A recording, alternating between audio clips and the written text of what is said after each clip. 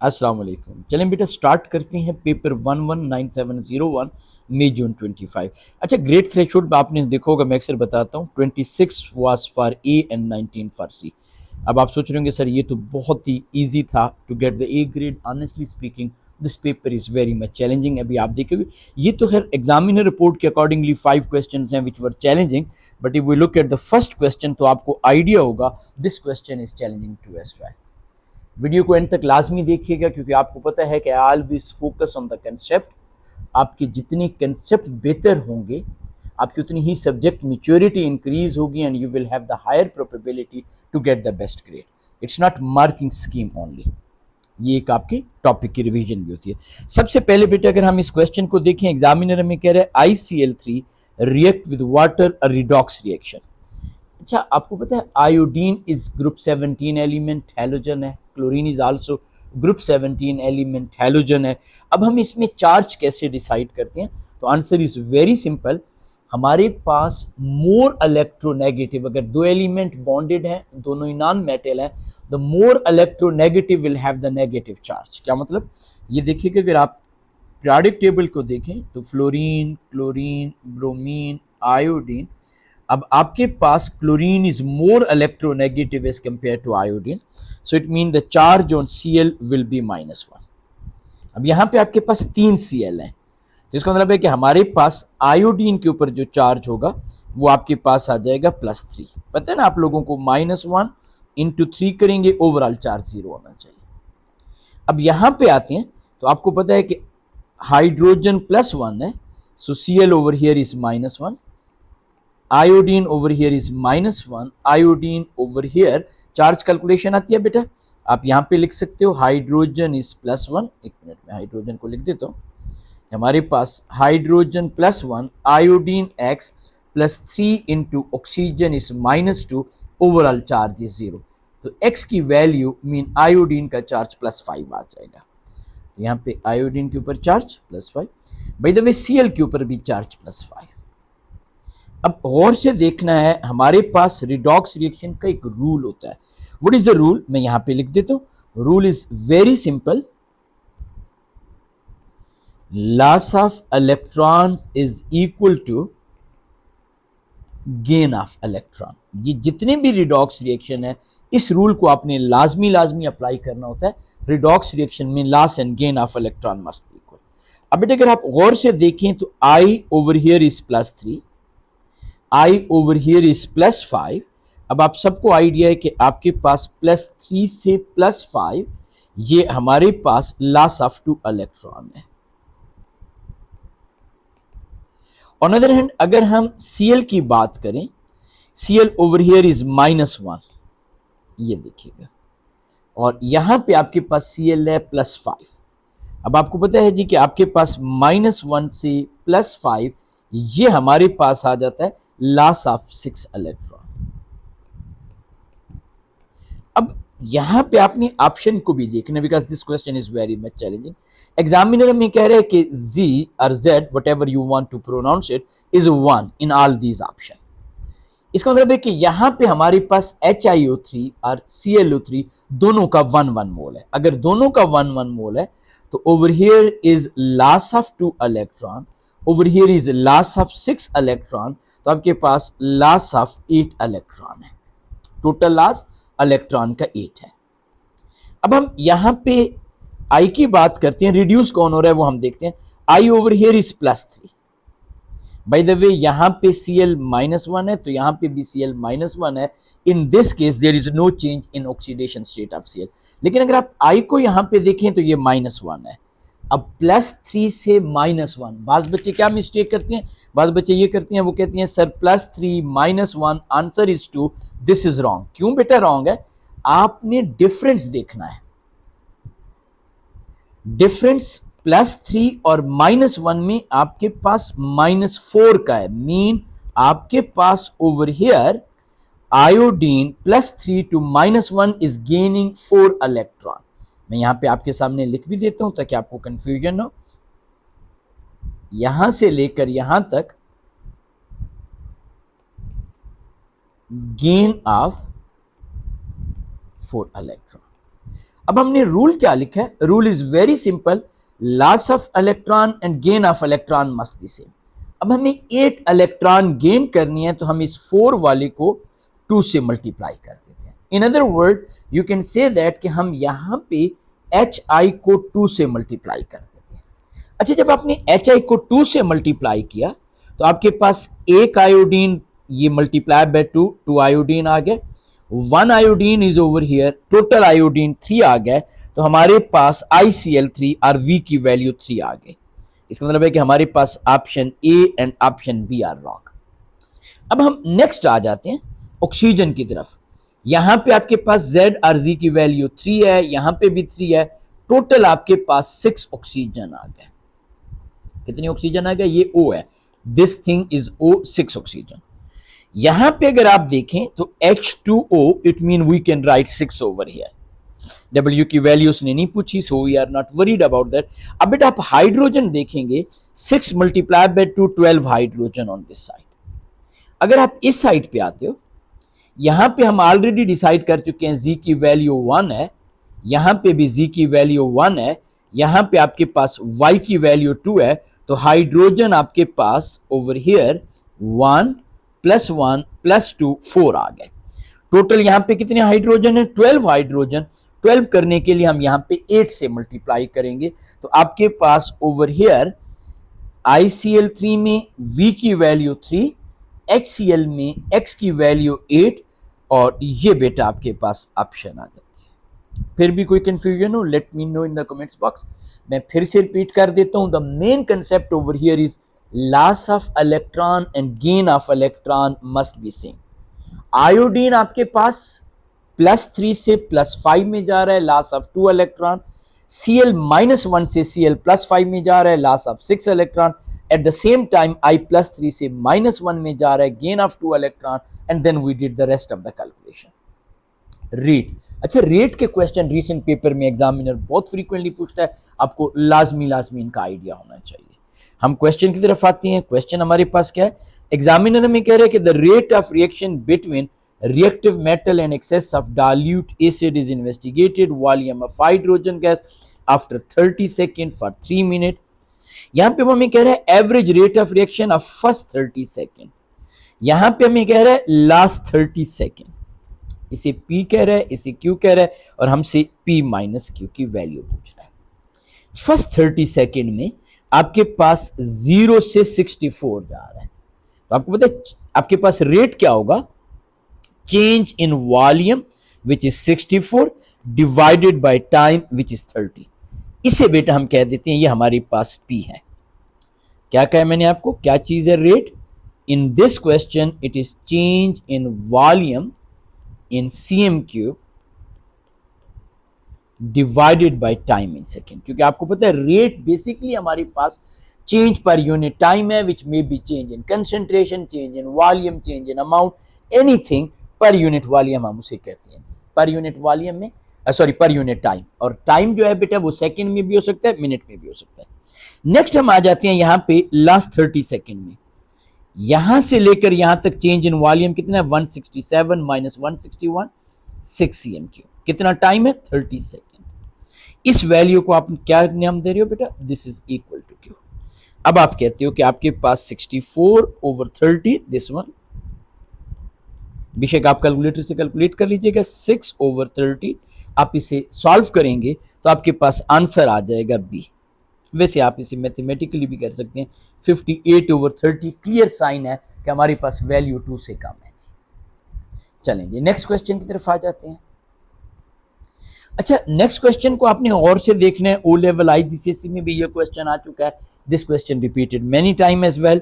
यहां पे एग्जामिनर में कह रहे हैं the diagram X is obtained by measuring the volume of oxygen gas produced during decomposition of 100 cm³ of 1 mole per dm³ hydrogen पर oxide. ये हमें हाइड्रोजन पर ऑक्साइड का वॉल्यूम, ये हमें कंसेंट्रेशन बता रहे हैं। Catalyst is manganese 4 oxide, 4 basic oxidation state को। अब पहले नंबर पे एग्जामिनर कह रहे हैं हम मोर कैटलिस्ट ऐड कर दें। याद रखें catalyst has no effect on amount of product, सिर्फ रेट को वो चेंज करता है। बाय द वे यहां पे आपके पास रेट डिक्रीज हो रहा है, but amount of product increase हो रही है, सॉरी, रेट डिक्रीज्ड और आपके पास अमाउंट ऑफ प्रोडक्ट इंक्रीज्ड। मैं बाकी ऑप्शन देखता हूं। वाटर की एडिशन से रेट स्लो होगा, अमाउंट ऑफ प्रोडक्ट कोई नहीं होगा। राइज इन टेम्परेचर से रेट इंक्रीज हो जाता है। तो हमारे पास कौन सी ऑप्शन आ गई? ये वैसे इसके पीछे लॉजिक क्या है? Adding some mean we are adding extra. अब आप डाल्यूट सोल्यूशन एक्स्ट्रा ऐड कर रहे हो। when you are adding the extra amount, obviously amount of product is increasing, but you are adding dilute solution, तो net concentration will decrease. This is the reason or logic behind it. अब हम next question की तरफ आते हैं। In this question, we are using the concept to predict the electronic configuration or group number or valence electron by using the concept of successive ionization energy. आपने हमेशा big difference देखना होता है। तरतीब से चलते हैं। बिग डिफरेंस को as such hard and fast rule नहीं है कि मैं आपको कह दूं 3000 और 4000। वो अपनी ट्रेंड देखना है, यू कैन इजीली प्रेडिक्ट कि ये बिग डिफरेंस है। देखिए आपके पास 1310 and then 33090 and then 5320 and 7000, 11,000, 13,000 and 71. Now you can clearly say this thing. Over here is a big difference.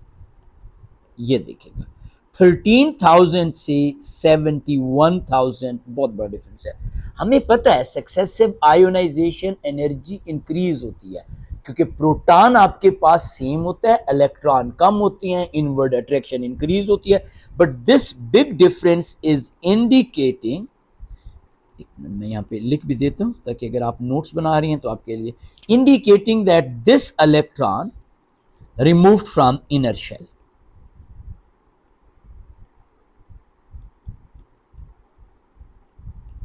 अब ये कौन सा इलेक्ट्रॉन है जो इनर शेल से रिमूव हुआ? ये वाला। इससे पहले कौन कौन से हम इलेक्ट्रॉन रिमूव कर चुके हैं? 1 2 3 4 5 and 6। So it mean 6 electron in valence shell और योर एलिमेंट इज ग्रुप 16। याद रखें ओ लेवल आईजीसीएसई में ग्रुप 6 कहते थे, यहां पे आप ग्रुप 16 कहोगे। ग्रुप 16 की इलेक्ट्रॉनिक कन्फिगरेशन क्या होती है? बाय द वे आपको पता है ना, आपके पास ग्रुप 1 की इलेक्ट्रॉनिक कन्फिगरेशन S1 होती है, S2 होती है ग्रुप 2, इसी तरीके से P1 होता है आपके पास group 13 and so on. In this way आपके पास ग्रुप 16 ये हमारे पास होता है P4। तो आपके पास P4 पे इलेक्ट्रॉनिक कन्फिगरेशन एंड होनी चाहिए। C is the right option. Next question की तरफ आ जाते हैं। नेक्स्ट क्वेश्चन है क्या? हमारे पास 2 mole of hydrogen gas reacting with oxygen changing into 2 mole of water. आप इस इक्वेशन को अगर विद रिस्पेक्ट टू हाइड्रोजन देखें, this is standard enthalpy of combustion of hydrogen multiply by 2। क्यों? क्योंकि हम 2 मोल को कंबस्ट कर रहे हैं। Standard enthalpy of combustion of hydrogen multiply by 2 आर। अगर हम प्रोडक्ट को देखें तो water is forming from its element, that is enthalpy of formation. लेकिन यहां पे 2 मोल वाटर के बन रहे हैं, तो आप इसे लिख सकते हो standard enthalpy of formation of water multiply by 2, क्योंकि 2 मोल हमारे पास हैं इसलिए हम यहां पे 2 कर रहे हैं। तो आप क्लियरली देख सकते हो हमारे पास ऑप्शन क्या है? ए इज द ऑप्शन। बाज बच्चे यहां पे भी है साइकिल अप्लाई करना शुरू कर देते हैं। देखो ऑक्सीजन की एंथैल्पी ऑफ कंबस्टन नहीं होती। क्यों नहीं होती? क्योंकि ऑक्सीजन जो है, आप सबको पता है कि कंबस्टन से मुराद है reaction with oxygen, react with excess of oxygen. तो ऑक्सीजन से तो नहीं रिएक्ट हो सकता ना, due to this reason. Next question की तरफ आ जाते हैं। बड़ा मजे का क्वेश्चन है। क्वेश्चन में 2 की पॉइंट हैं, 2 चीजें हैं, दोनों पे हम फोकस करेंगे। पहले नंबर पे एग्जामिनर करे compound P burn in excess of oxygen to give carbon dioxide and water only. 2.2 gram of P contain 1.2 gram of carbon, 0.20 gram of hydrogen. इससे हम इंपेरिकल फार्मूला कैलकुलेट कर सकते हैं। नेक्स्ट चलते हैं। When P is added to solution of sodium carbonate, bubble of gas are seen।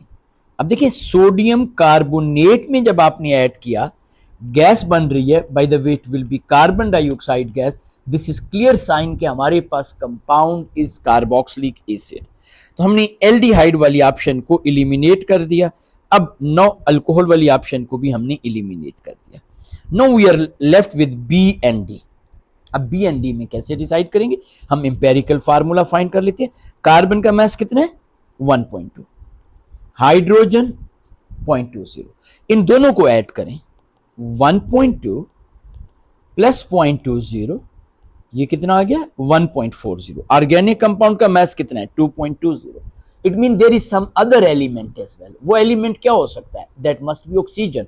हमें कैसे पता चला कि इट्स नॉट नाइट्रोजन और एनी अदर एलिमेंट, हमारे पास कंबस्टन का प्रोडक्ट है कार्बन डाइऑक्साइड एंड वाटर। हम यहां पे सबसे पहले फाइंड कर लेते हैं mass of oxygen is equal to mass of organic compound which is 2.20 minus mass of carbon plus hydrogen which is 1.20 plus 0.20. Your answer is 0.80 gram. अब जब भी हम इंपेरिकल फार्मूला फाइंड करते हैं हम डायरेक्ट मोलर रेशियो ले सकते हैं। Carbon, hydrogen, oxygen, we can write over here molar ratio. Molar ratio से क्या मुराद है, mass of carbon which is 1.2 divide by its AR. Hydrogen का क्या है बेटा 0.20 divide by its AR. Oxygen का क्या है 0.80 डिवाइड बाई इट्स एआर। अब जो स्मॉलेस्ट नंबर होगा उसे सब पे डिवाइड करेंगे। ये हमारे पास आ गया 0.10, दिस इज 0.20, ये 0.05। कौन सा नंबर स्मॉलेस्ट है 0.05। ये हमने सब पे 0.05 डिवाइड किया। आपके पास इंपेरिकल फार्मूला आ गया C2H4O। ये मैं यहां पे लिख भी देता हूं C2H4O। अब दो चीजें हैं। ऑप्शन नंबर 1, आप इन दोनों कंपाउंड का मॉलिक्यूलर फार्मूला देखें and derive the empirical formula. जैसे इस कंपाउंड ऑप्शन बी का मॉलिक्यूलर फार्मूला है C2H4O2। अब यहां पे बहुत सारे बच्चे O2 नहीं देखते and they go for empirical formula और वो कहते हैं बी इज द आंसर, जबकि इसका इंपेरिकल फार्मूला है CH2O, so B is wrong. और अगर हम डी ऑप्शन को देखें, इसका मॉलिक्यूलर फार्मूला है C4H8O2 और इसको आप सिंप्लीफाई करें तो this is the empirical formula, so option D is the correct. अच्छा वैसे मैं एक और वे भी आपको बता देता हूं। कार्बोक्सिलिक एसिड में मिनिमम 2 ऑक्सीजन एटम होते हैं। मैंने मिनिमम इसलिए कहा है, it may be dioic acid as well. तो हम इसे कम से कम 2 से मल्टीप्लाई करेंगे। So your organic compound must contain minimum 4 carbon atom, so that's why B option can not be possible as well. तो ये हमारे पास एक वे है। नेक्स्ट क्वेश्चन की तरफ आ जाते हैं। एग्जामिनर हमें कह रहे हैं जी कि ये हमारे पास कुछ फिजिकल प्रॉपर्टीज हैं which are shown over here, melting point, boiling point. पहले नंबर पे वो हमें कह रहे हैं कि सॉलिड में पुअर कंडक्टर है, इसका मतलब इट्स नॉट मेटल। नेक्स्ट वो हमें कह रहा है जी कि लिक्विड में गुड कंडक्टर है। लिक्विड में क्या है गुड कंडक्टर। इट मीन कि हमारे पास ये कंपाउंड आयनिक कंपाउंड है, तो इसका मतलब है सिलिकॉन डाइऑक्साइड भी नहीं है। फिर वो कह रहा है इनसॉल्युबल इन वाटर। आप सबको पता है all compound of sodium, potassium, ammonium are completely water soluble. This is also wrong. तो ऑप्शन क्या आ गई, ए इज द ऑप्शन। देखिए मैंने आपको एक एक ऑप्शन डिटेल में बताया कि why other options are wrong. Next question हमारे पास बहुत ही आसान सा है। यहाँ पे सिर्फ 2 चीजों का आपने ख्याल करना है।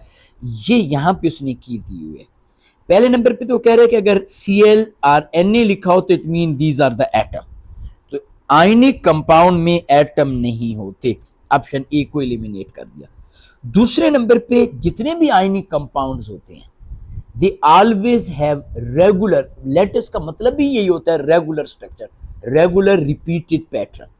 ये जो डी में इसने स्ट्रक्चर दिया हुआ है ये बेटा मेटल्स का है। This is some sort of metallic bond. D को भी हमने एलिमिनेट कर दिया। अब हम आ गए जी option A sorry B and C की तरफ। बी एंड सी में हम कैसे डिसाइड करेंगे। अब आ जाएं जी चैंपियन यहां पे सोडियम +1, प्रोटॉन नंबर 11, कितने इलेक्ट्रॉन है 10 इलेक्ट्रॉन। Cl-1 प्रोटॉन नंबर 17, कितने इलेक्ट्रॉन है? 18 इलेक्ट्रॉन। कितने इलेक्ट्रॉनिक शेल है? यहां पे 3, ये 3। यहां पे कितने इलेक्ट्रॉनिक शेल हैं? 2। किसका साइज बड़ा होगा? 3 इलेक्ट्रॉनिक शेल। नेगेटिव आयन का साइज लार्जर होगा। यहां पे किसका साइज इसने लार्जर दिया? आपके पास कैटाइन का, which is wrong. So over here our option is what? B is the option. इन सारी चीजों को केयरफुली बेटा आपने लास्ट में देखना होता है। नेक्स्ट क्वेश्चन की तरफ आ जाते हैं। एग्जामिनर कह रहा है एक्वस सोल्यूशन, यहां पे वो कह रहा है behave as a weak acid, the soluble salt NiQ is added, what happened to the concentration and pH? अब देखें एग्जामिनर हमें सोडियम का कंपाउंड कह रहे हैं, हमने ऐड किया। जब आप इसमें ऐड करेंगे, अब आपने देखा मैंने इरिवर्सिबल का साइन बनाया, all compound of sodium potassium ammonium are completely water soluble, Na positive Q negative aqueous, concentration of Q negative increase, equilibrium will shift on left hand side। अब जब इक्विलिब्रियम लेफ्ट हैंड साइड पे shift हुआ तो hydrogen ion की concentration decrease हुई। सो it mean ये जो दो ऑप्शन है ये रॉन्ग हो गए, क्योंकि हाइड्रोजन आयन की कंसेंट्रेशन कम हो रही है, इक्विलिब्रियम रिएक्टेंट साइड पे शिफ्ट हो रहा है। अब बेटा आपको पता है हाइड्रोजन आयन की कंसेंट्रेशन जब बढ़ रही है तो इसका मतलब है वीक एसिड है, और वीक एसिड की पीएच स्ट्रॉन्ग से कम होती है। वैसे इन रियलिटी हमारे पास एक फार्मूला होता है, pH is equal to negative log concentration of hydrogen है। इसकी सारी की सारी कैलकुलेशन A2 में है। आपने सिर्फ और सिर्फ ये कंसेप्ट याद रखना है कि higher concentration of hydrogen ion lower pH value. मैं यहां पे लिख देता हूं, higher concentration, square bracket mean concentration, तो आपके पास लोअर पीएच। यहां पे उसका अपोजिट हो रहा है, यहां पे हाइड्रोजन आयन की कंसेंट्रेशन डिक्रीज हो रही है तो पीएच वैल्यू विल इंक्रीज, और जब हाइड्रोजन आयन सारा यूज्ड अप हो जाएगा तो आपके पास solution neutral and it may be आपके पास बेसिक एज वेल, डिपेंडिंग कि हम बेस ऐड कर रहे हैं या नहीं कर रहे। नेक्स्ट क्वेश्चन की तरफ आ जाते हैं। ये भी हमारे पास ली शैटली प्रिंसिपल से रिलेटेड है। क्वेश्चन को देखते हैं। सबसे पहले तो एग्जामिनर में कह रहा है die nitrogen tetra oxide decompose reversibly, delta H का साइन पॉजिटिव है, it mean reaction is endo. अब वो कह रहे हैं कि हमारे पास इक्विलिब्रियम मिक्सचर, आपके पास close container at standard condition, यहां पे वो हमें कह रहे हैं केसी की वैल्यू ये है, केसी की वैल्यू नोट कर लें। What condition are changed? The new Kc value is this. अच्छा, point number 1, Kc or Kp value change by change in temperature only. Kc or Kp value change by change in temperature. इसको मतलब temperature के अलावा जो भी option है उसे हमने एलिमिनेट कर दिया। अब केसी की वैल्यू इंक्रीज हो रही है, यहां पे देखें 10 टू रेस पावर -1, यहां पे 10 टू रेस पावर 3 इंक्रीज हुई। इंक्रीज होने से मुराद ये है जी कि हमारे पास प्रोडक्ट की कंसेंट्रेशन हायर है। अब प्रोडक्ट की कंसेंट्रेशन कैसे इंक्रीज हो रही है? Your equilibrium is shifting in forward direction, your equilibrium is shifting in right hand side. अब राइट हैंड साइड में टेम्परेचर से कैसे होगा? हम सबको पता है कि endothermic reaction always increase in forward direction when we increase the temperature, क्योंकि basically according to Le Chatelier principle, whenever we change the condition, system shift itself in such a way it minimize the effect of external factor। तो आपके पास endothermic चूंकि heat को absorb करता है तो वो क्या करेगा, जब आप टेम्परेचर इंक्रीज करोगे वो हीट एब्जॉर्व करके फॉरवर्ड शिफ्ट हो जाएगा। तो हमारे पास temperature increase, so option is C. Next question की तरफ आ जाते हैं। नेक्स्ट क्वेश्चन की तरफ जब हम आते हैं, ये हमारे पास एनर्जेटिक्स का क्वेश्चन है। यहां पे एक कंसेप्ट, एक चीज याद रखिएगा, हम जब कभी भी एंथैल्पी ऑफ न्यूट्रलाइजेशन मेंशन करते हैं, standard enthalpy of neutralization, it is always equal to heat change mc delta T. वैसे mc डेल्टा टी का आंसर अगर जॉल में आए आप इसे किलो जॉल में कन्वर्ट कर सकते हो। कैसे कन्वर्ट करते हैं, आप 1000 डिवाइड कर लेते हो। ये कब, जब आप जॉल में करते हो। आप डायरेक्ट किलो जॉल में कर सकते हो, no issue. And into N. अब एन क्या चीज है? एंथैल्पी ऑफ न्यूट्रलाइजेशन की डेफिनेशन क्या है? डेफिनेशन है change in enthalpy when 1 mole of H positive ion completely neutralized by base to form 1 mole of water। तो याद रखिएगा N is equal to either mole of H positive or mole of water। इस चीज का लाजमी ख्याल रखना है। M क्या चीज होती है? M is equal to volume of acid plus volume of base. Actually mass होता है, लेकिन डेंसिटी हम अज्यूम कर रहे होते हैं वाटर की कि हमारे पास 1 ग्राम पर सीएम क्यूब है, इसलिए हम यहां पे कहते हैं कि 1 cm cube is equal to 1 gram. अब हम यहां पे वैल्यू पुट करते हैं। आपको एग्जामिनर यहां पे कह रहे हैं 50 CM cube of sulphuric acid, 100 CM cube of this. इसका मतलब है हमारे पास m की वैल्यू आ गई, यहां पे नेगेटिव का साइन 150। c की वैल्यू एग्जामिनर ने हमें क्वेश्चन में बताई है, वैसे तो हम 4.18 लेते हैं, लेकिन यहां पे एग्जामिनर ने 4.20 लिया। डेल्टा टी हमारे पास टेम्परेचर इनिशियली 20 डिग्री सेल्सियस था, अब 29। अच्छा याद रखिएगा चेंज इन टेम्परेचर, चूंकि हम न्यूमेरिकल वैल्यू देख रहे होते हैं, इसे केल्विन में कन्वर्ट करने की जरूरत नहीं है। क्यों? आप यहां पे लेट से इनिशियल टेम्परेचर है, आप कहते हो 20 + 273,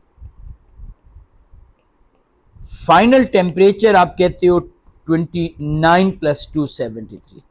जब आप इनके दरमियान डिफरेंस देखते हो, आप कहते हो final temperature minus initial temperature. बेशक आप इन दोनों वैल्यू को ऐड करके भी देख लें, ये हमारे पास आ जाता है 293 और ये हमारे पास 302। तो आपके पास आंसर वही 9 ही आता है। क्योंकि हम डिफरेंस की बात कर रहे होते हैं, इसलिए आपने इस पे कंफ्यूज नहीं होना कि सर यहाँ पे तो केल्विन गिवन है, यहाँ पे सेल्सियस है, हमें कन्वर्ट करने की जरूरत नहीं है। आपको कोई जरूरत नहीं है। इससे आंसर जौल में आएगा। किस में आएगा? जौल में। आप इसे किलो जूल में कन्वर्ट करने के लिए 1000 डिवाइड कर रहे हैं इनटू मोल। मैंने आपको कहा किसके मोल होने चाहिए? वाटर के मोल। अब यहां पे देखिएगा H पॉजिटिव के, यहां पे सल्फ्यूरिक एसिड के कितने मोल हैं? कंसंट्रेशन मैं यहां पे लिख देता हूं, मोल का फार्मूला CV। कंसंट्रेशन है 1, वॉल्यूम है 50 डिवाइडेड बाय 1000। आपके पास आंसर आ गया 0.05। इसके मोल फाइंड करें आप सोडियम हाइड्रोक्साइड के, तो आपके पास ये आ गया concentration 1, volume is 100 divided by 1000 is equal to 0.10। बहुत सारे बच्चे मिस्टेक ये करते हैं कि वो सल्फ्यूरिक एसिड के मोल ले लेते हैं, हालांकि सल्फ्यूरिक एसिड के मोल नहीं लेने, हमने मोल ऑफ H पॉजिटिव।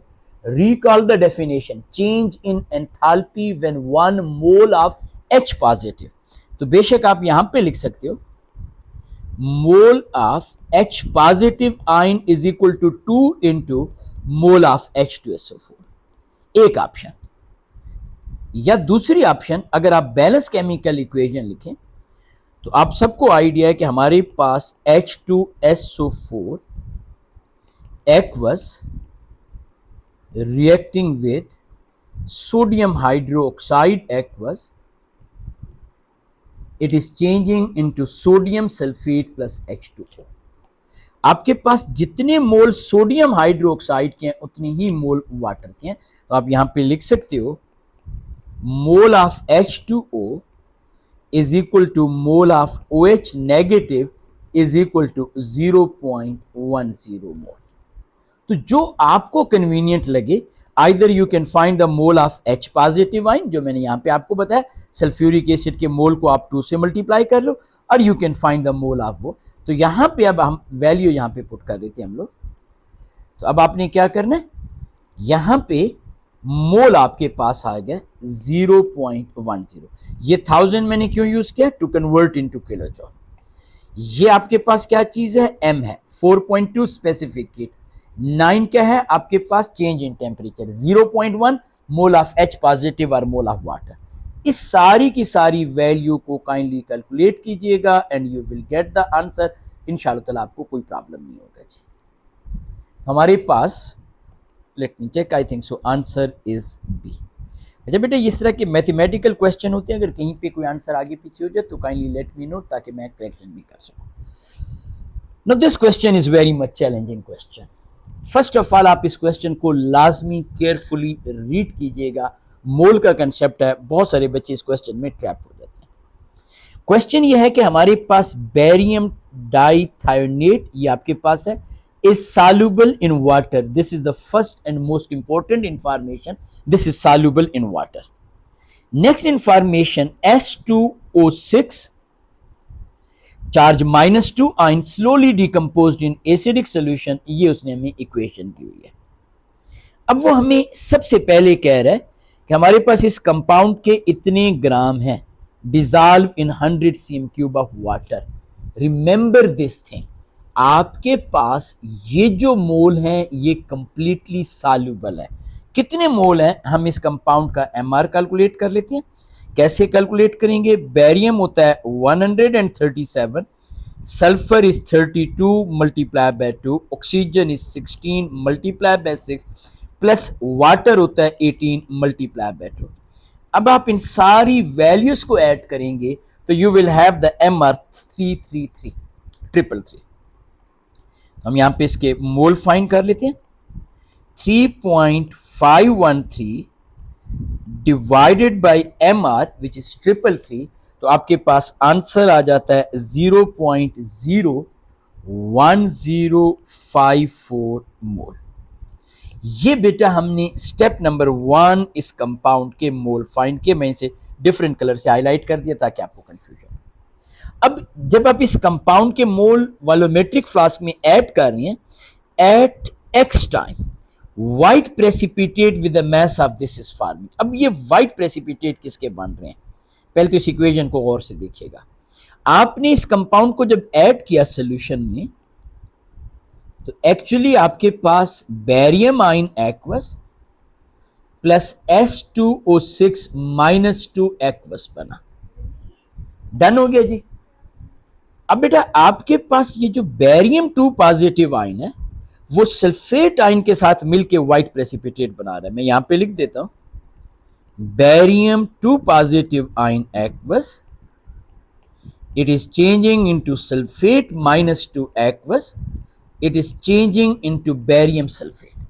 अब याद रखिएगा, जितने मोल S2O6 -2 के डिकम्पोज होंगे, same number of mole of sulphate ion बनेंगे। Look at this balance chemical equation.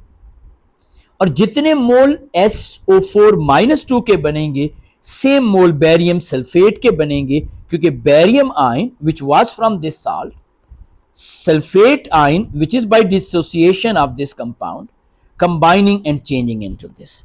तो यहां पे हम बेरियम सल्फेट के मोल फाइंड कर लेते हैं। इसका भी आप MR कैलकुलेट कर सकते हो। Same way 137 plus 32 plus 16 into 4 आपके पास। तो जब आप इसे मल्टीप्लाई करते हैं, ये हमारे पास 233 आ जाता है। तो हम यहां पे इसके मोल कैलकुलेट करते हैं। मैं कलर चेंज कर लेता हूं। Mole is equal to 0.661 divided by 233। अब इसके जब मोल कैलकुलेट करते हैं तो हमारे पास जो आंसर आ जाता है वो आ जाता है 2.83 इंटू 10 टू रेस पावर -3। अब इस पॉइंट को दोबारा और से सुनिएगा। आपने इतने मोल BaS2O6 2 वाटर मॉलिक्यूल के ऐड किए, सोल्यूशन में बेरियम आयन आ गया, S2O6 -2 आ गया। S2O6 -2 in acidic solution decompose होकर सल्फेट आयन में चेंज हुआ। Sulphate ion are reacting with this barium ion, changing into barium sulphate. अब आपके पास जितने मोल बेरियम सल्फेट के बने, it means same mole of sulphate ion are present in the solution. Sulphate ion के मोल जितने हमारे पास बने, it mean this much number of mole of S2O6 -2 are decomposed. It mean these are the mole which decomposed. These were the initial mole. तो अब हम यहां पे मोल find करेंगे इनके कि हमारे पास कितने मोल एट टाइम टी प्रेजेंट है। हम यहां पे लिख देते हैं mole of S2O6 minus 2 aqueous. अब आपके पास कितने मैंने मोल बताए थे शुरू में 0.010। सॉरी, ये मैं इसे थोड़ा सा करेक्ट कर लेता हूं, 1054। ये आपके पास कितने मोल डिसोसिएट हुए which are equal to mole of barium sulphate which is 2.83 into 10 to raise power -3। अब आपके पास ये मोल आपके पास आ गए। अब रिमेंबर दिस थिंग, ये आप कैलकुलेटर से कैलकुलेट कर लीजिएगा, you will get the answer. अब ये जो मोल है हमारे पास which are present in solution, मैं यहां पे लिख देता हूं in solution at time T. अब जब मोल आ गए हमारे पास, एग्जामिनर ने हमें शुरू में वॉल्यूम बताया हुआ था 100 cm क्यूब आपके पास। अगर आप इसे डीएम क्यूब में कन्वर्ट करना चाहें तो आपको पता है 100 divided by 1000 which is equal to 0.10 dm cube. अब आपके पास कंसंट्रेशन आपके पास आ जाती है, आपको पता है ना स्क्वायर ब्रैकेट से मुराद होता है concentration. S2O6 charges -2 is equal to 0.1054 minus 2.83 into 10 to raise power -3, whatever is the answer, divide by 0.10। इसे आपने कैलकुलेट करना है और आपके पास जो आंसर आ जाएगा वो राउंड ऑफ करेंगे तो 0.077 आ जाएगा। हम यहां पे आ जाते हैं, आपके पास 0. ये इसको बेटा मैं फिर से कह रहा हूं, काइंडली ये मैं जितनी भी कैलकुलेशन कर रहा होता हूं इनको काउंटर चेक लाजमी करते जाइएगा जी, सिर्फ कैलकुलेशन, बाकी method way is exactly same. This question is also very tricky question as well for many student. हम इस क्वेश्चन को देखते हैं। एग्जामिनर हमें कह रहा है द डायग्राम शो टू आपके पास container of methane connected with each other. अब पहले नंबर पे एग्जामिनर हमें बता रहा है volume of each container is 1 DM cube. ये भी 1 डीएम क्यूब है, 1 sorry metre cube, not the DM cube, metre cube. ये भी 1 मीटर क्यूब है। आपके पास टोटल वॉल्यूम जो आ जाएगा,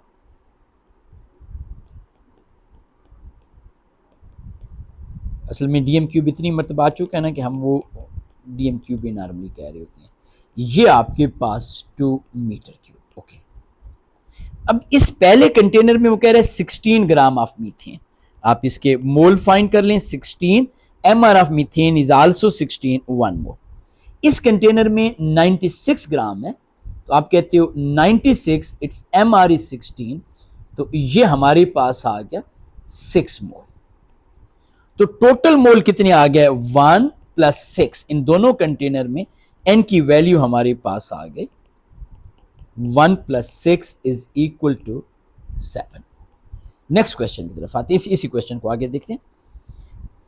एग्जामिनर कह रहे the tap is open, the temperature of system is change to 800 kelvin. अच्छा, टेम्परेचर उसने ऑलरेडी हमें केल्विन में दिया हुआ है, हमें कोई परेशान होने की जरूरत नहीं। अगर ये डिग्री सेल्सियस में होता तो हम इसे लाजमी केल्विन में करते। हमसे क्या पूछ रहा है, what is the pressure in this. अच्छा, प्रेशर आंसर वो हमें किलो पास्कल में दे रहा है। आप जब आइडियल गैस से कैलकुलेट करती हो तो आपका आंसर पास्कल में आएगा, किलो पास्कल में कन्वर्ट करने के लिए आप 1000 डिवाइड कर देंगे। तो फार्मूला क्या होता है, P V is equal to N R T, और you can write P is equal to N R T over V. N की वैल्यू 7, आर की वैल्यू 8.31, ये हमारे पास 800, वॉल्यूम इज 2। अब ये जो आपके पास आंसर आएगा that will be in pascal. Pascal को किलो पास्कल में आपने कन्वर्ट करना है। किलो पास्कल में कन्वर्ट करने के लिए आप 1000 डिवाइड करोगे। When you will do that, तो अब आपके पास जो आंसर है वो हमारे पास किधर है जी, ये this A will be the answer. कोई कंफ्यूजन हो again you can let me know as well. ये मैं यहाँ पे से हाईलाइट कर, ये क्वेश्चन 2-3 मरतबा पहले भी आ चुका है, बल्कि मैंने इसी क्वेश्चन की एक सेपरेट वीडियो भी बनाई हुई है। It's very tricky information as well. हम यहाँ पे देखते हैं बहुत सारे बच्चे इस क्वेश्चन में ऑप्शन ए को करेक्ट कर लेते हैं। मैं इसमें बताता हूँ this statement about a 3p orbital. और से देखिएगा, एग्जामिनर कह रहा है a 3p mean we are talking about 1p orbital, it's not orbit. बहुत सारे बच्चे पी सबशेल समझते हैं और वो ये समझते हैं इसमें 6 इलेक्ट्रॉन आ सकते हैं। It can hold 6 electron is wrong. किसी भी ऑर्बिटल में मैक्सिमम 2 ही इलेक्ट्रॉन आते हैं। We are talking about one orbital. It has the highest energy orbital with the principal quantum number 3. This is wrong क्योंकि थर्ड शेल में 3s which have lower energy than 3p which have lower energy than 3p. It has highest energy than 3s, बिल्कुल ठीक है, but the same shape. Answer is wrong. आपको पता है ना, आपके पास s spherical, p is a dumbbell shape. It is occupied by 1 electron of isolated phosphorus. वैसे तो यही करेक्ट है, लेकिन मैं इसकी रीजन बता देता हूँ। फास्फोरस का प्रोटॉन नंबर होता है 15, इस इलेक्ट्रॉनिक कन्फिग्रेशन है 1s2, 2s2, 2p6, 3s2 and 3p3। अब देखिए 3p3 में 3 आपके पास ऑर्बिटल्स हैं, ये 1 orbital, px, py and pc। आपको पता है अकॉर्डिंग टू हॉर्न्स रूल्स इनिशियली हर एक में एक एक इलेक्ट्रॉन आता है। अब आपके पास इलेक्ट्रॉन ही 3 है, everyone is having 1 electron, so that's why this information is correct. वैसे आप में से कितने बच्चों को पता है कि अपवर्ड एरो किस चीज को रिप्रेजेंट करता है, क्लॉकवाइज और डाउन क्लॉकवाइज, एंटी क्लॉकवाइज, और डाउनवर्ड एरो किसको रिप्रेजेंट करता है, मुझे आपने बताना है।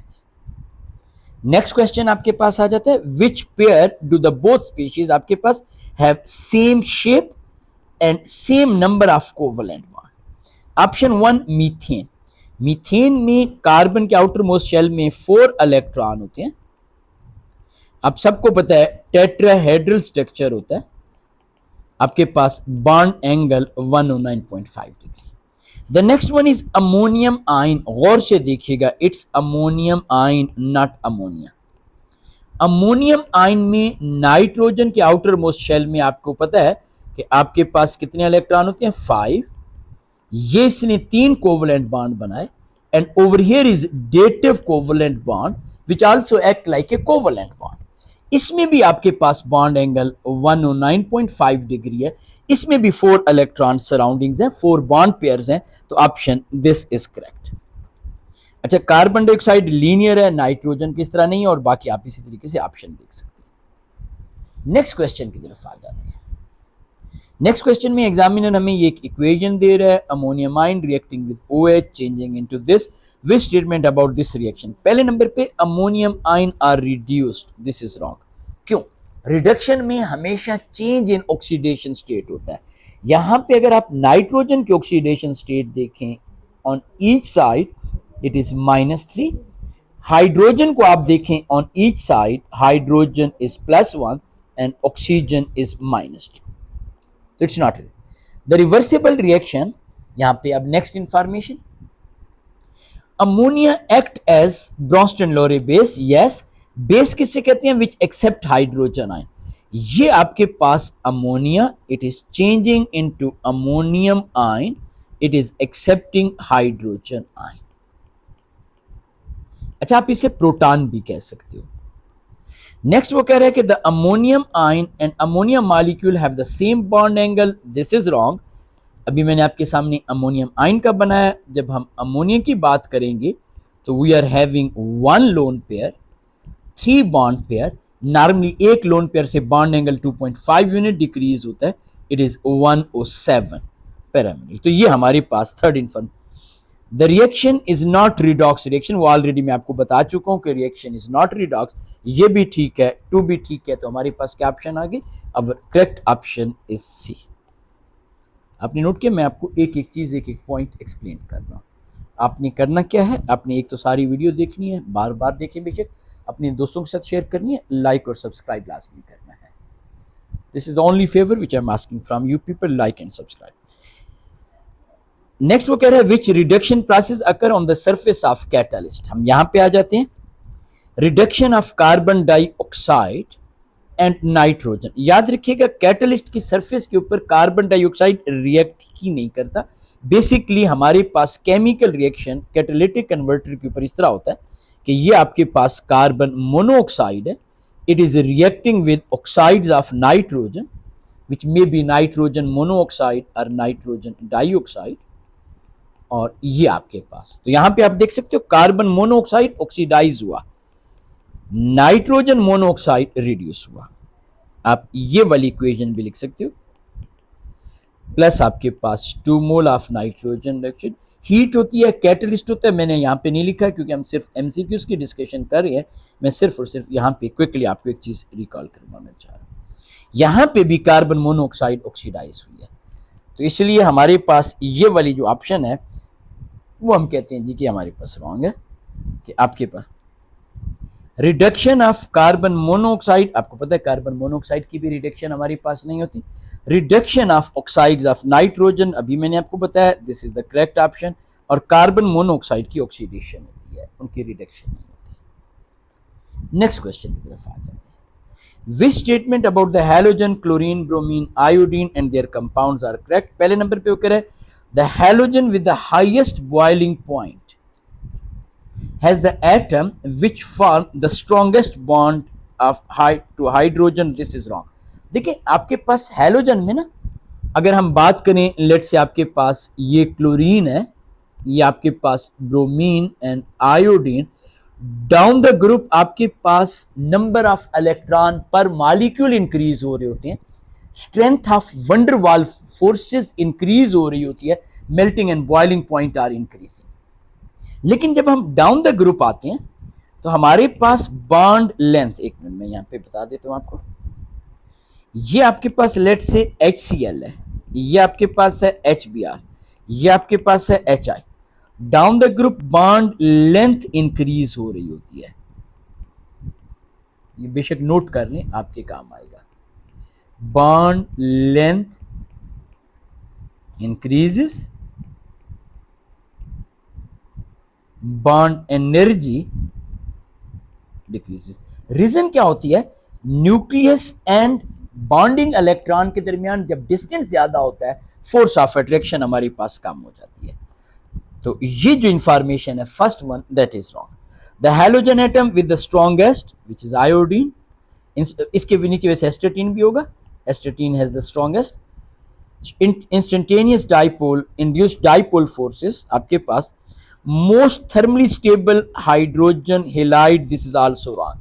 आपको पता है ना आपके पास HCl 1500 पे डिकम्पोज होता है, बट HI जो आपके पास होता है ये 500 डिग्री सेल्सियस पे, ये भी रॉन्ग इंफॉर्मेशन है। The most volatile element which is fluorine by the way, most rapidly oxidised hydrogen, yes. Reason क्या है, लेट्स से अगर आप यहां पे फ्लोरीन की बात कर रहे हो हाइड्रोजन के साथ, it quickly change into HF because it is the most electronegative element, it easily gain electron and it oxidize other substance। तो हमारे पास 3 ऑप्शन इज करेक्ट, ये आपके पास आंसर आ गया। नेक्स्ट क्वेश्चन आ जाते हैं आपके पास, विच रिएजेंट आपके पास and condition oxidize the chlorine into a compound containing. अब आप सबको पता है कि हमारे कोर्स में क्लोरीन के डिस्प्रोपोर्शनेशन रिएक्शन में क्लोरीन का सोडियम हाइड्रोक्साइड कोल्ड के साथ +1 ऑक्सीडेशन स्टेट होती है, कंसंट्रेटेड के साथ +5 होती है। तो इसमें मेमोराइजेशन बेस्ड है, ये आपके पास हार्ड कंसंट्रेटेड के साथ। याद रखिएगा ये डिस्प्रोपोर्शनेशन रिएक्शन होगा। आपके पास ये इक्वेशन होती है क्लोरीन गैसियस, इक्वेशन आपको लाजमी याद होनी चाहिए। Sodium hydroxide, over here we are writing hot and concentrated, it is changing into sodium chloride aqueous plus NaClO3 aqueous plus H2O। Loss और गेन ऑफ इलेक्ट्रॉन लाजमी इक्वल होना चाहिए। ये 0 से +5 5 इलेक्ट्रॉन, 0 से -1 गेन ऑफ 1 इलेक्ट्रॉन, तो 5 से multiply कर लेते हैं, टोटल सोडियम 6 हो गया, क्लोरीन 3 हो गया और वाटर मॉलिक्यूल 3। नेक्स्ट क्वेश्चन, अच्छा इस क्वेश्चन में एक चीज का ख्याल रखना है, अलोंग द पीरियड, यहां पे मैं पहले बता देता हूं, the diagram show the electronegativity of element and first ionisation. ये दो चीजें, electronegativity and ionisation. Electronegativity along the period increase होती है, इट मीन वाई एक्सिस पे टॉप पे सिलिकॉन होना चाहिए, यहां पे सोडियम है, यहां पे भी सोडियम है, इन दोनों को हमने एलिमिनेट कर दिया। अब ionisation energy along the period increase होती है, but magnesium has higher ionisation energy than aluminium. आपको रीजन पता है ना, जब आप Mg की इलेक्ट्रॉनिक कन्फिग्रेशन करते हैं, we are removing electron from 3s2। जब हम Al की बात करते हैं, we are removing electron 3p1। 3p1 is more away from the nucleus. More away from the nucleus mean it required less energy, it is less tightly bonded. तो Mg की ionisation energy जो है वो Al से greater होनी चाहिए। इसमें ये कह रहा है कि Mg की Al से कम है, तो दिस इज आल्सो रॉन्ग। तो आपके पास करेक्ट ऑप्शन क्या आ गई, ये देखें ना, सोडियम की सबसे कम, फिर Al, फिर Mg, फिर सिलिकॉन। ये आपके पास इस एक्सेस पे आयोनाइजेशन। नेक्स्ट क्वेश्चन की तरफ आ जाते हैं।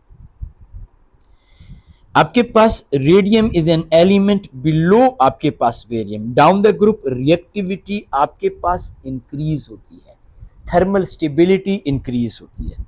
एग्जामिनर हमें कह रहा है व्हेन सॉलिड आपके पास radium nitrate is heated, whenever we are heating group 2 metallic nitrate, equation आपको लाजमी पता होनी चाहिए।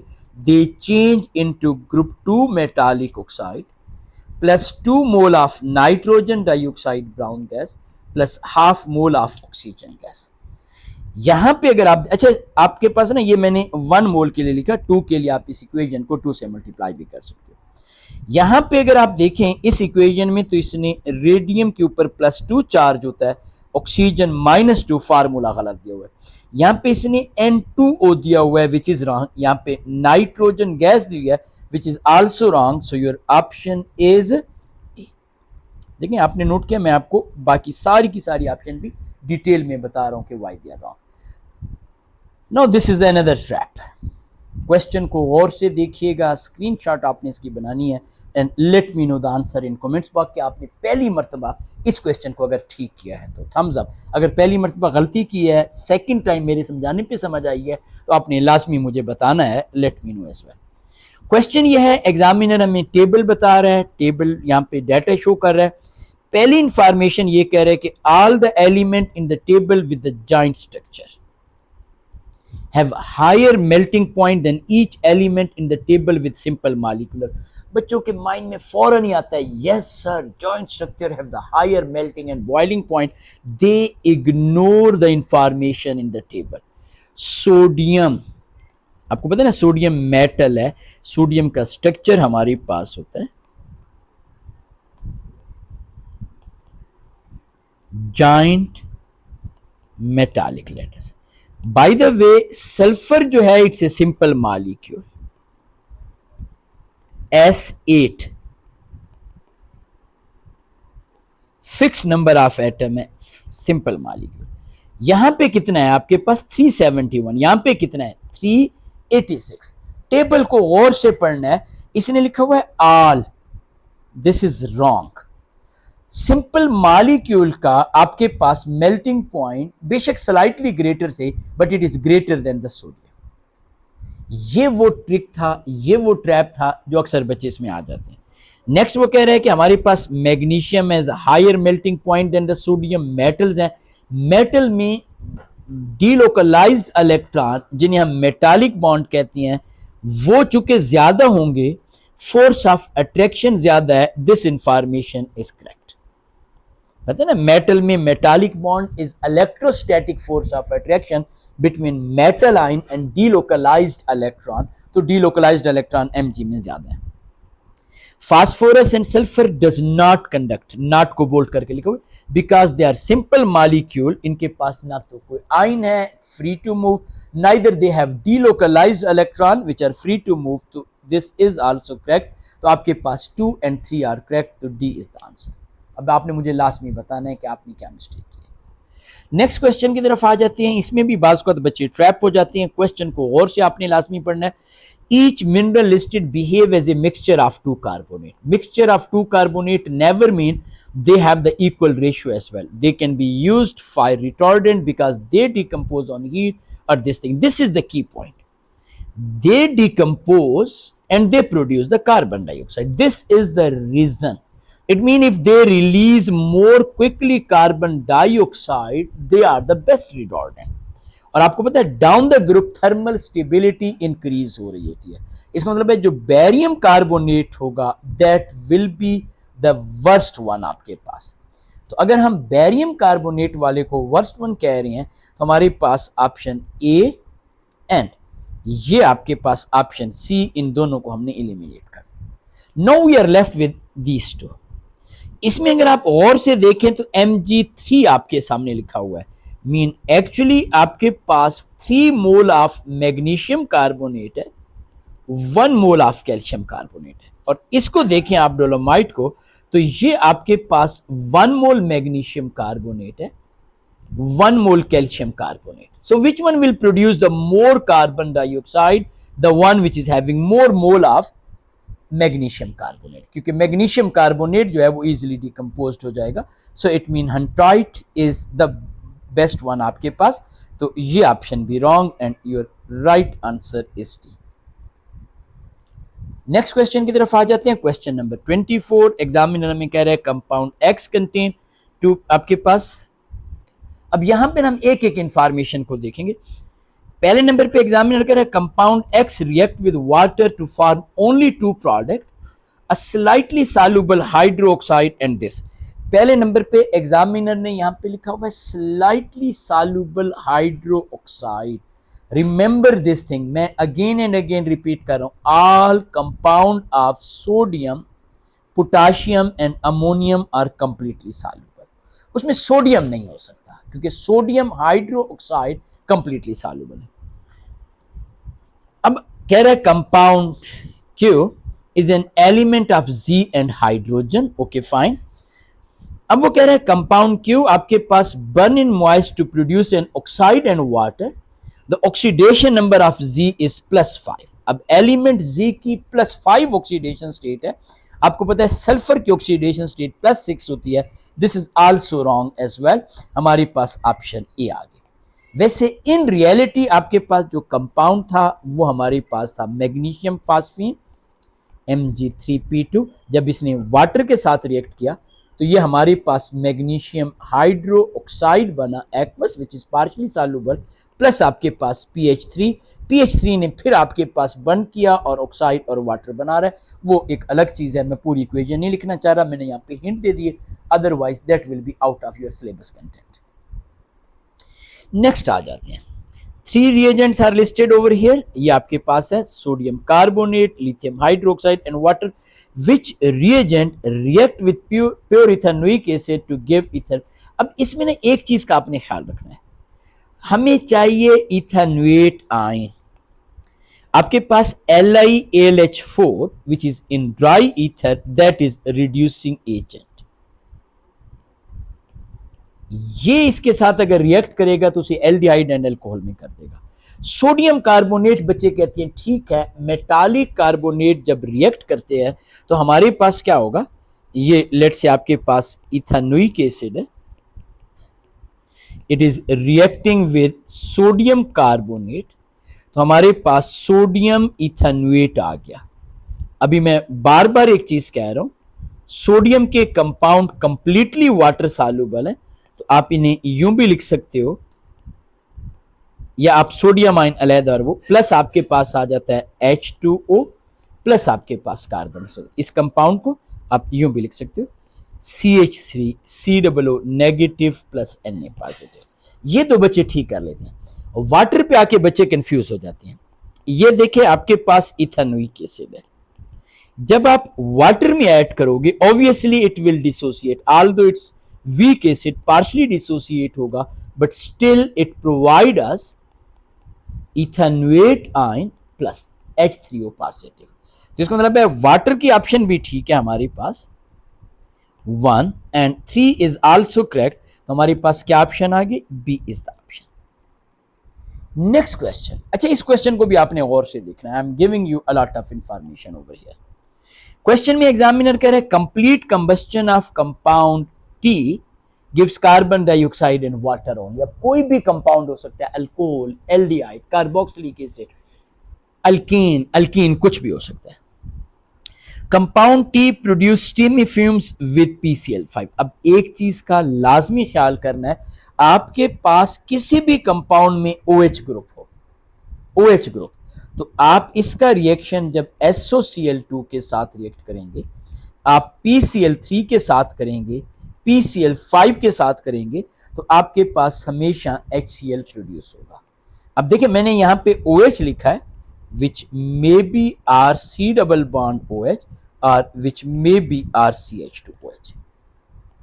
बिल्कुल इसी तरीके से किसी किस्म का कोई भी OH हो, when they react with sodium metal they gives us hydrogen gas. आगे वो कह रहा है कि T does not give visible product with 2,4 DNPH। does not give visible product mean T is not carbonyl compound। ये चीज हमें कंफर्म होगी, बाकी कुछ भी कंफर्म नहीं हुआ।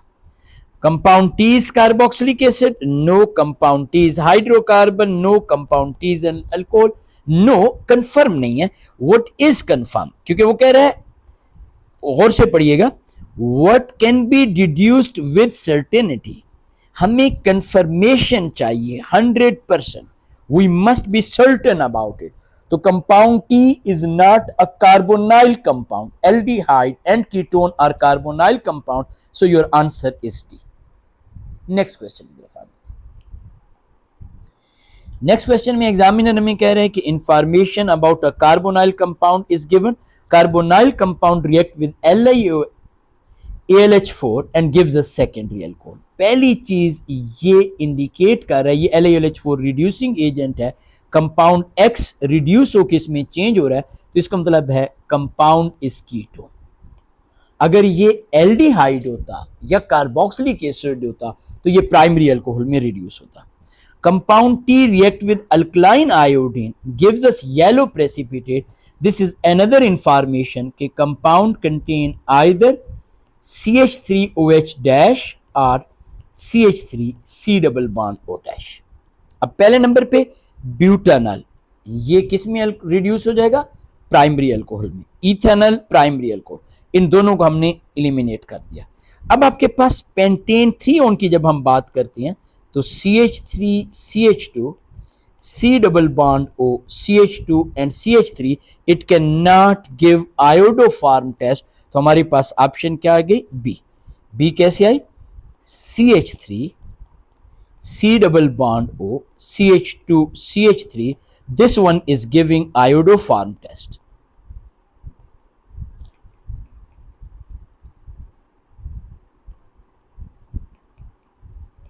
और चूंकि हमारे पास ये कंपाउंड सेकेंडरी कीटोन है, जब हम इसकी रिडक्शन करते हैं तो this compound will change into secondary alcohol. So everything is explained over here. Next आ जाते हैं, organic compound J react with excess of sodium metal और आपके पास चार्ज इज -3। अब यहां पे गौर से देखिएगा, मैंने आपको पहले भी कहा, sodium metal react with every OH group. Let say आपके पास कार्बोक्सिलिक एसिड है, लेट से आपके पास अल्कोहल है, वैसे कोई भी अल्कोहल हो सकता है, प्राइमरी सेकेंडरी टर्शरी। जब सोडियम मेटल के साथ रिएक्ट करता है, RCOO नेगेटिव Na पॉजिटिव, चूंकि all compound of sodium are water soluble, तो you can say the charge is -1। Sodium ion will be the spectator ion, ये सॉरी सेपरेट हो जाएगा, प्लस आपके पास हाफ मोल ऑफ हाइड्रोजन। अच्छा, अगर 2 OH होंगे आपके पास तो आपके पास 1 मोल ऑफ हाइड्रोजन बनेगा, 3 OH होंगे तो 1.5 and so on.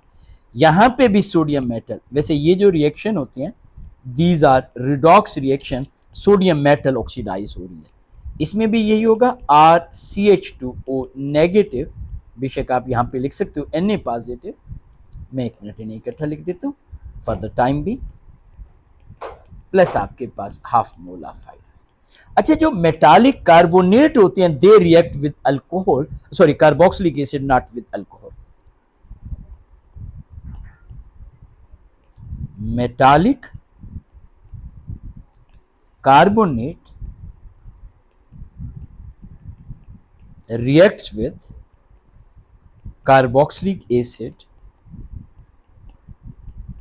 but not with alcohol. हमें यह पता चल गया कंपाउंड में 3 OH ग्रुप हैं। NaOH react to produce this. अच्छा, NaOH सिर्फ बेस के साथ रिएक्ट करेगी, सॉरी एसिड के साथ। NaOH इज ए बेस, तो मेटालिक कार्बोनेट के साथ हम यहां पे एक और चीज भी ऐड कर देते हैं, metallic hydro oxide. They will react with acid. इसका मतलब है कंपाउंड में एसिडिक ग्रुप एक ही है। अब यहां पे देखिएगा, इस ऑप्शन में आपके पास एक OH ग्रुप है, दिस इज रॉन्ग। इस ऑप्शन में ये acidic group and this acidic group both will react with sodium hydroxide, charge will be -2। इस कंपाउंड में आपके पास ये एक एसिडिक ग्रुप, एक OH ग्रुप, याद रखिएगा एल्डिहाइड है, ये एल्डिहाइड OH नहीं है, एल्डिहाइड होता है C डबल बॉन्ड OH। इस कंपाउंड में 2 OH ग्रुप हैं, ये भी नहीं हो सकता। इस कंपाउंड को देखिएगा, दिस इज एसिडिक ग्रुप, ये बेस के साथ रिएक्ट करेगा, ये भी अल्कोहल, ये भी अल्कोहल, ये सोडियम मेटल के साथ, bye the way it will also react with the sodium metal. तो 3 OH है बट ओनली 1 एसिडिक ग्रुप, तो आपके पास ऑप्शन इज ए। आपने नोट किया, मैंने आपको सारी की सारी ऑप्शन डिटेल में बता दिया। बहुत मजे का क्वेश्चन है आपके पास। अच्छा, ये वाला क्वेश्चन, ये पहले आसान सा क्वेश्चन, इसके अगला क्वेश्चन मजे का है।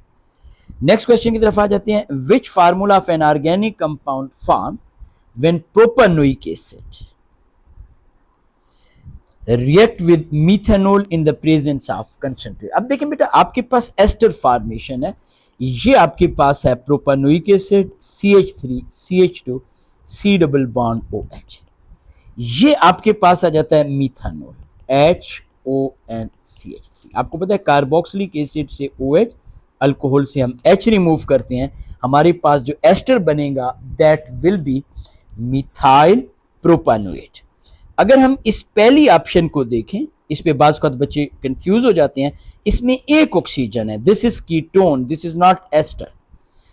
ये ऑप्शन अगर आप देखें, ये CH3 ग्रुप एंड ये आपके पास propanoate, this is the right option. अब हम आ जाते हैं नेक्स्ट क्वेश्चन की तरफ। इस क्वेश्चन को अगर आप देखें, एग्जामिनर हमें कह रहे हैं structural isomer and stereo isomer should be considered when answering this question. यहां पे एग्जामिनर कह रहा है 2,4 dibromo is heated under reflex with potassium hydroxide, how many isomer of this compound can B form with the molecular formula this. मैं यहां पे आपके सामने इस कंपाउंड को डिटेल में बनाता हूं।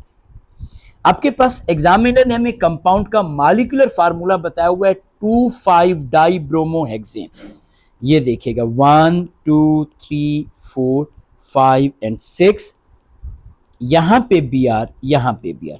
मैं सिर्फ अपनी ईज के लिए हाइड्रोजन नहीं लिखूंगा और यहां पे हम नंबरिंग कर लेते हैं। ये carbon number 1, carbon 2, carbon 3, carbon 4, 5 and 6। Whenever we are reacting with potassium hydroxide, elimination reaction occur. We remove halogen from one carbon, hydrogen from adjacent carbon. इस पहले केस में हमने हाइड्रोजन रिमूव किया कार्बन नंबर 1 से। Br जो है वो हमने यहां पे इस केस में हाइड्रोजन कार्बन 4 से रिमूव किया, कार्बन 1 एंड कार्बन 4 से। तो आपके पास जो प्रोडक्ट आ गया वो आ गया CH2 double bond CH, the next one is CH2 CH double bond CH and CH3। Bye the वे आपको पता है ना, हम नॉर्मली डबल बॉन्ड नहीं दिखाते, लेकिन मैं एक पर्पस है इसलिए मैंने यहां पे दिखाया। दूसरे नंबर पे हम क्या कर रहे हैं, पहले मैं सिर्फ एक चीज बताता जाऊं, फिर उसके बाद अब हम फिर दोबारा हाइड्रोजन कार्बन नंबर 1 और कार्बन 6 से रिमूव करेंगे, यानी यहां पे 1 और वहां से 6। अब हमारे पास कंपाउंड आ जाएगा CH2।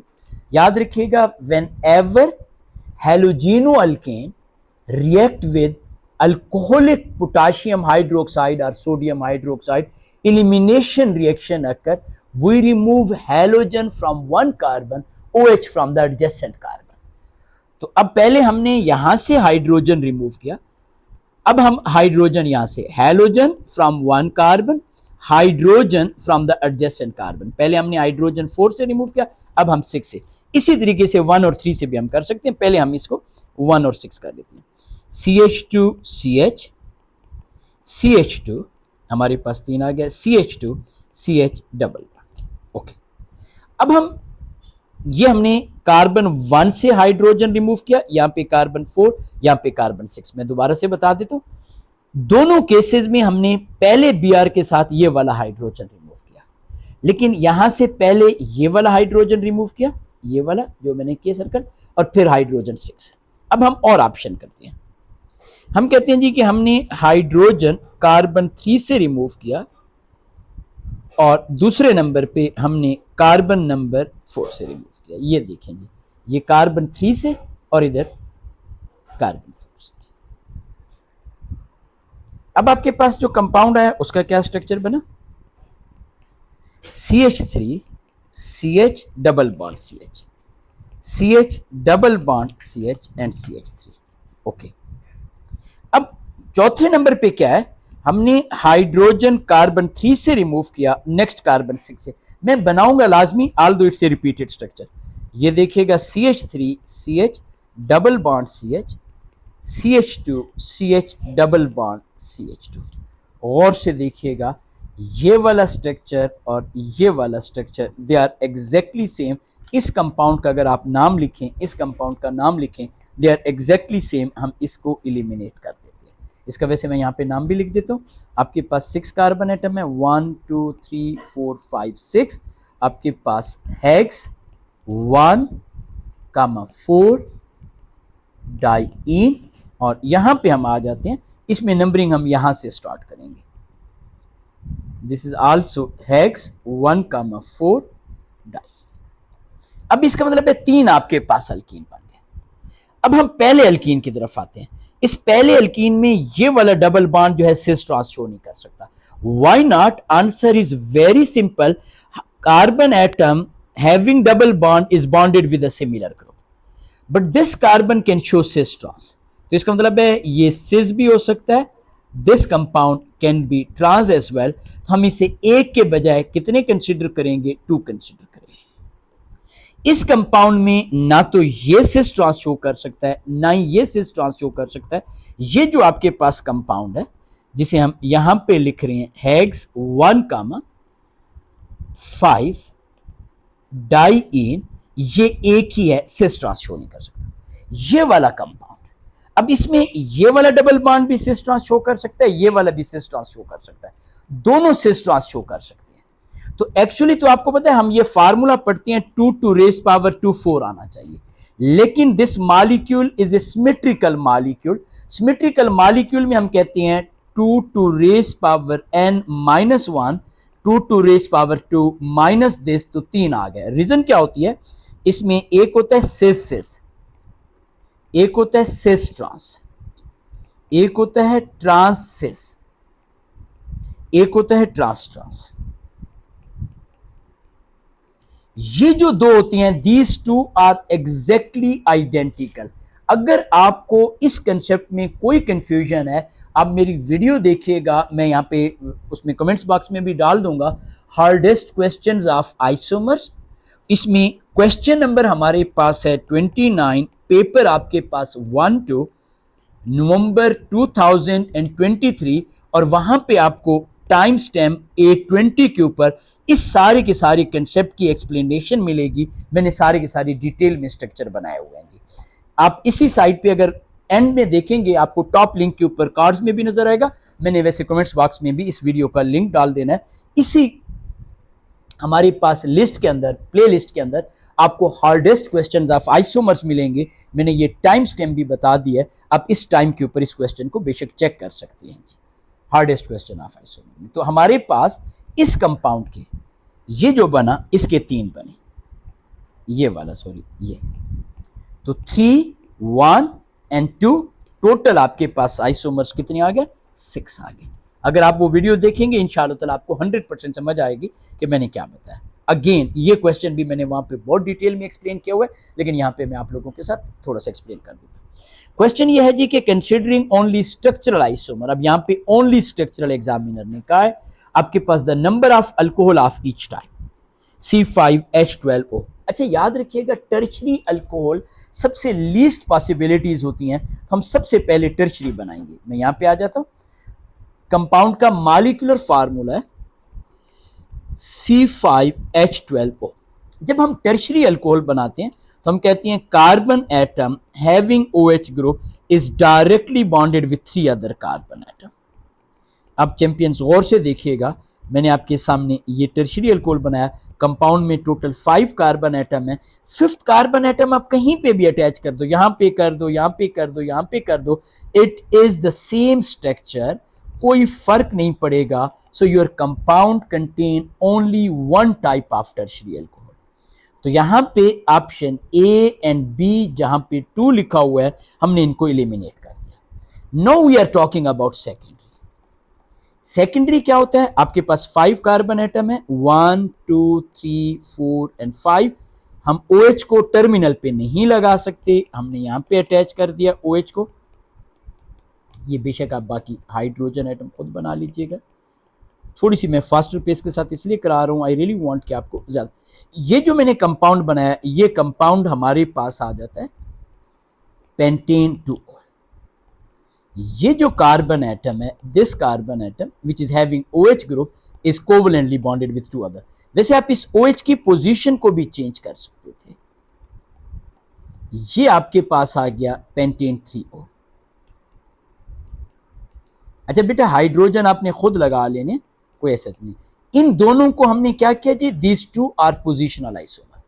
अब हम यूं भी कर सकते थे 1 2 3, यहां पे आप बेशक OH लगा लो, यहां पे हाइड्रोजन। अब ये 3 कार्बन एटम बनाए, ये चौथा, और यहां पे आप ब्रांच बना लो। This is also secondary alcohol. याद रखिएगा, carbon atom having OH group, this one is directly bonded with 2 other carbon atom, so this is also secondary। तो ये आपके पास चेन आइसोमर बना दिया हमने। वैसे इस कंपाउंड का नाम अगर आप देखेंगे, नंबरिंग आप यहां से स्टार्ट करेंगे तो आपके पास आ जाता है 3 मिथाइल, 4 कार्बन एटम है, ब्यूटेन 2O।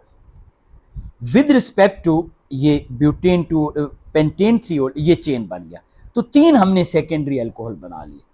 तो इसका मतलब है कि ये 2 वाली ऑप्शन भी रॉन्ग हो गई। So your option is this. अब हम आ जाते हैं नेक्स्ट क्वेश्चन की तरफ। PVC, polyvinyl chloride. Basically polyvinyl chloride जो होता है, ये हमारे पास विनाइल क्लोराइड का पॉलीमर है।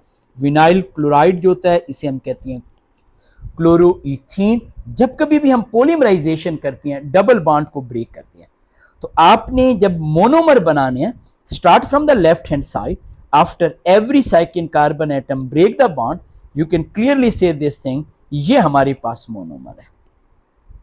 और आपने इस मोनोमर में डबल बॉन्ड इंट्रोड्यूस करवाना है, क्योंकि आपने इस बॉन्ड को तो ब्रेक कर दिया।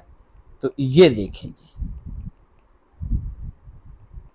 ये हमारे पास ये सेम मोनोमर बना। सो ए इज द राइट ऑप्शन। मैं बाकी ऑप्शन भी बता देता हूं। जब आप यहां पे बॉन्ड ब्रेक करेंगे तो ये 1,2 डाइक्लोरो आ गया।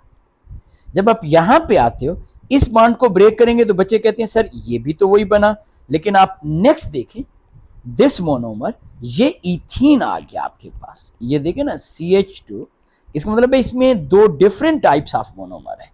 और ये आपके पास आ गया CHH ClNH।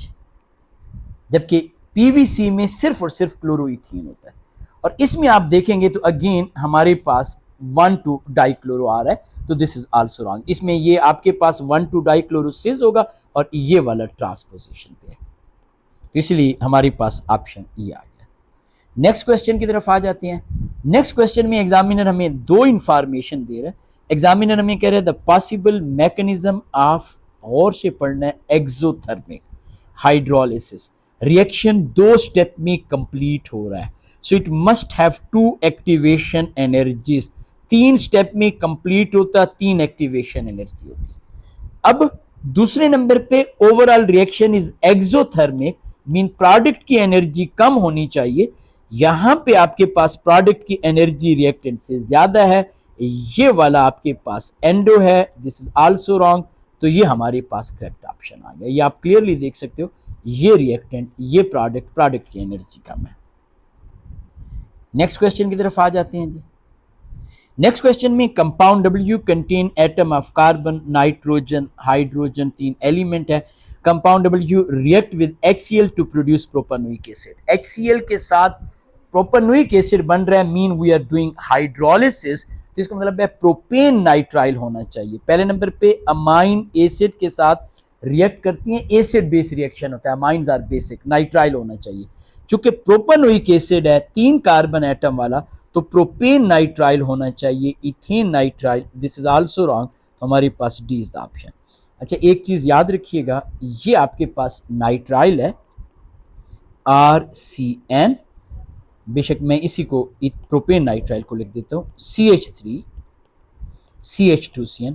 जब भी आप हाइड्रोलिसिस करते हो, हम 2 वाटर मॉलिक्यूल ऐड करते हैं, एसिडिक हाइड्रोलिसिस में हम H पॉजिटिव लिखते हैं, we are providing heat energy, it is changing into CH3 CH2 COOH plus ammonium ion.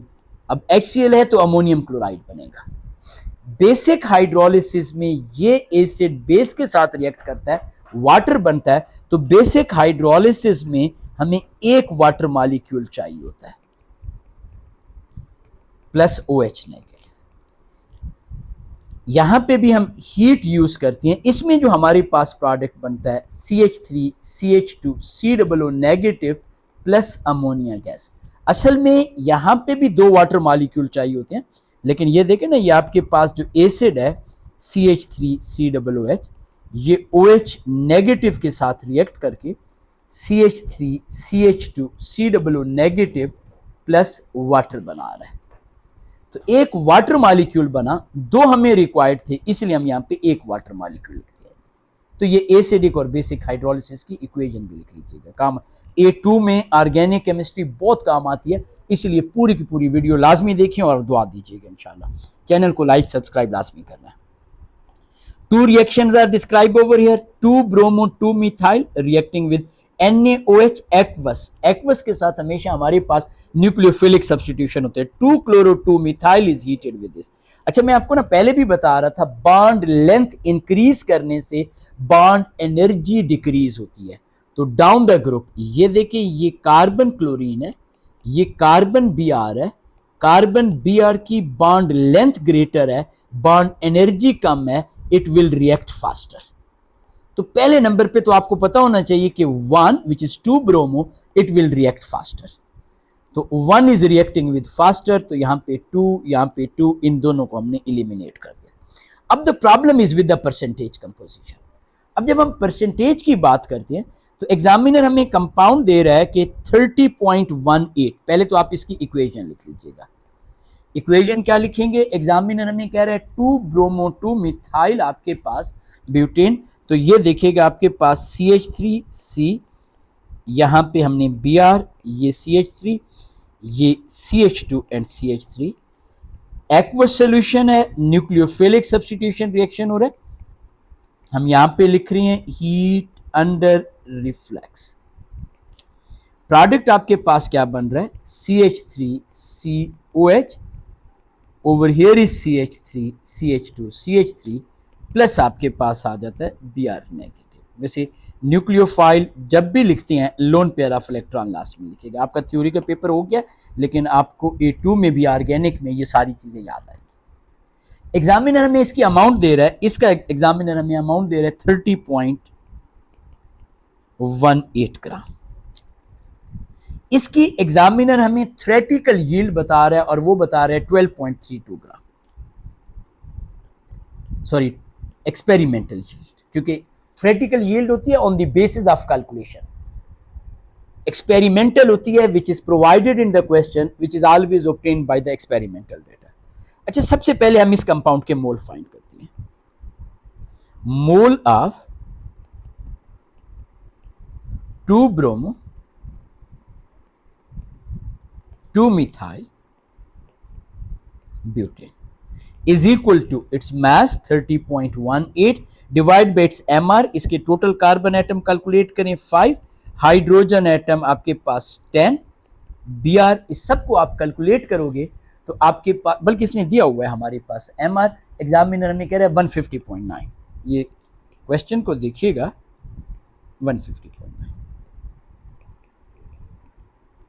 ये हमारे पास 0.20 मोल आ गए। According to balance chemical equation 1 mole of this compound giving us 1 mole of this compound, तो हमारे पास जो product है mole of 2-methyl butane 2-ol वो 0.20 mole आ जाएंगे। इसका मैस कितना आ जाएगा? It is equal to mole multiply by mr। Mole है 0.20, इसका mr बेटा अगर आप कैलकुलेट करेंगे तो हमारे पास टोटल 5 कार्बन एटम है। हाइड्रोजन आपके पास यहां पे आ जाते हैं 10, ऑक्सीजन आपके पास आ गया, ये आपके पास बल्कि हाइड्रोजन 12 आ गया, ये टोटल आपके पास 88 आ गया जी। ओके, इसमें भी हमारे पास हाइड्रोजन कितने आ जाएंगे जी? 6, और ये आपके पास आ जाती हैं 11 इसमें, लेकिन इसका तो एमआर खैर गिवन था, हमें कोई टेंशन लेने की जरूरत नहीं।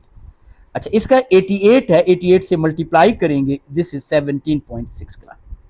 अब हम यहां पे लिखते हैं हमारे पास percentage yield is equal to actual yield or experimental yield which is 12.36 divided by theoretical yield जो कि हमने कैलकुलेट किया है 17.60 मल्टीप्लाई बाय। अच्छा, वैसे आप कैलकुलेटर से कैलकुलेट भी कर सकते हैं, but this is greater than the 50%। अगर आप एक्यूरेटली कैलकुलेट करेंगे ऑलमोस्ट 70% आ जाएगा। Over here you can clearly see this thing, 40% वाली ऑप्शन भी रॉन्ग, तो आपके पास option is C. Next question की तरफ आ जाते हैं।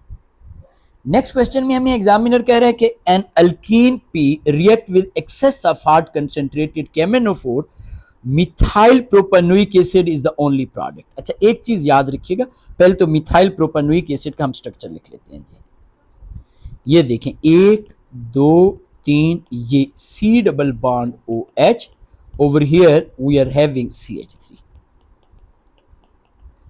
अब बेटा एक चीज आपको बार बार मैंने रिपीट किया है कि अगर आपके पास carbon atom having double bond is bonded with 2 hydrogen atom, it will change into carbon dioxide and water. And if carbon atom having double bond is bonded with 1 hydrogen atom on reaction with hard concentrated KMnO4, it will change into carboxylic acid. Means C double bond OH is indicating there was CH which is making the double bond. इसका मतलब है कि यहां पे this was actually CH, यानी आपके पास CH3 CH CH3 CH double bond. लेकिन चूंकि एग्जामिनर कह रहे हैं अल्कीन है और सिर्फ एक ही प्रोडक्ट बन रहा है, इसका मतलब है second molecule will be the same, CH CH CH3 and CH3। अब अगर आप और से देखें टोटल 6 कार्बन एटम, 1 2 पोजीशन पे मिथाइल, 3 4, वैसे मिथाइल के ना ब्रैकेट भी यूज कर सकते थे, मैंने जानबूझ के यहां पे लिखा है। ये आपके पास 3, दिस इज 4, दिस इज 5, तो आपके पास total carbon atom 6, 2 and 5 position पे methyl group, 2 5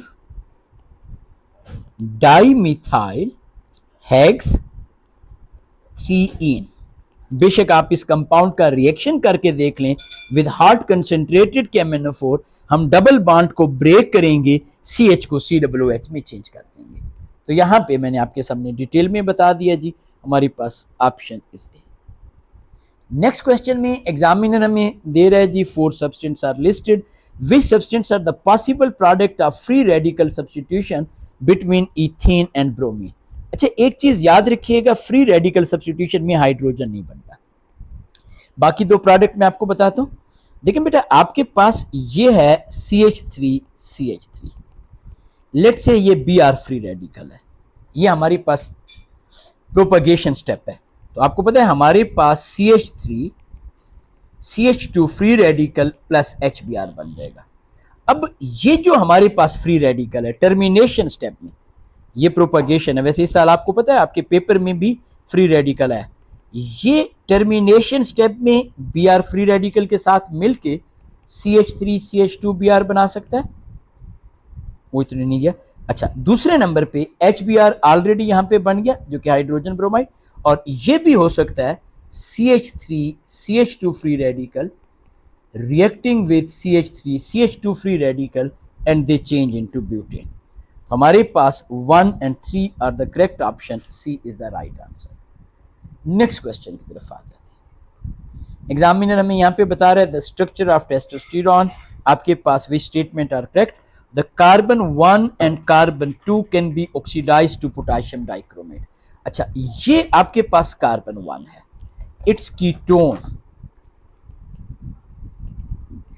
ketone can not oxidise, ये ऑप्शन गलत। वैसे कार्बन 2 सिर्फ देके नहीं डिसाइड करना आपने। There are fewer than 27 hydrogen atom. अब बेटा यहां पे आप इस कंपाउंड का मॉलिक्यूलर फार्मूला कैलकुलेट कर लें। ये जो कार्बन है ये बेसिकली CH2 है, ये CH2 है, ये कार्बन यहां पे 3 बॉन्ड बना रहा है, ये CH है। In this way when you will calculate तो हमारे पास C19H28O2 will be its molecular formula, mean this information is also wrong. There are 6 chiral carbon. मैं यहाँ पे chiral carbon आपको बताता हूँ, एक मिनट में सारी चीज को रब कर देता हूँ। अच्छा, chiral carbon mean carbon atom making 4 bond with the 4 sigma bond with 4 different atom or group. पहले नंबर पे ये कार्बन chiral कार्बन है, ये कार्बन का आपको पता है ना जंक्शन पॉइंट कार्बन, ये मैंने बहुत डिटेल में आप लोगों को बताया हुआ है। दिस इज chiral कार्बन, ये हमारे पास का ये वाला जंक्शन पॉइंट कार्बन chiral नहीं है, क्यों? क्योंकि यहाँ पे डबल बॉन्ड है, ये भी नहीं है। जंक्शन पॉइंट कार्बन किसे कहते हैं? Junction point carbon mean carbon atom which is part of 2 or more ring. जैसे ये कार्बन है, ये इस रिंग का भी हिस्सा है, इस रिंग का भी। If it is making only sigma bond it is always chiral, it is always chiral, chiral chiral chiral. तो आपके लिए आसानी हो जाती है। तो 1 2 3 4 5 and 6, तो आपके पास this option is correct, 3 only. Next question में वो हमें कह रहे हैं कि आपके पास the structural formula of hept 1,4,5 triene is shown, how many carbon atom in this molecular sp2। अब एक चीज में ख्याल रखना है, sp2 mean carbon atom is having 3 electron surrounding. मैं यहां पे इसका स्ट्रक्चर बना देता हूं। ये आपके पास है CH2 double bond CH, the next one is CH2, the next one is CH, ये वाला CH, the next one is double bond and then carbon double bond, and the next one is CH and the next one is CH3। ये वाला carbon sp3 है, ये sp2 है, 3 electron surrounding, 1 आ गया। अच्छा, इस पे ट्रैप नहीं होना, ये वाला जो है दिस इज द ट्रैप, ये आपके पास sp है, 2 पाई बॉन्ड बना रहा है, 2 इलेक्ट्रॉन सराउंडिंग है। ये हमारे पास सेकंड आ गया, ये हमारे पास थर्ड आ गया, ये हमारे पास क्या आ गया? फोर्थ आ गया। तो इस तरीके से आप इजीली डिसाइड कर सकते हो कि हमारे पास कितने कार्बन एटम है। नेक्स्ट क्वेश्चन, लास्ट क्वेश्चन है, होप सो आपको समझ आई होगी। चैनल को लाइक सब्सक्राइब लाजमी कीजिएगा, दोस्तों से लाजमी शेयर कीजिएगा। एग्जामिनर कह रहा है पहली इंफॉर्मेशन इट्स सैचुरेटेड, पहली इंफॉर्मेशन। दूसरे नंबर पे इट कंटेन 1 रिंग, इसका मतलब है साइक्लिक है। जितने भी साइक्लिक हमारे पास हैलोजेनो अल्केन होते हैं, सॉरी हाइड्रोकार्बन्स होते हैं, उनका जनरल फार्मूला होता है CnH2n। आपको पता है ना, alkene and cycloalkene are functional group isomers. Alkene and cycloalkene are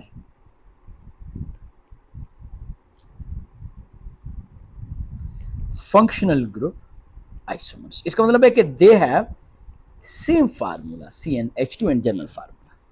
अब एक तो हमें ये पता चल गया, mass spectrum X is measured M+1, ये आपके sorry M positive 14 and M+1 is this। तो हम सबसे पहले number of carbon atom find करेंगे।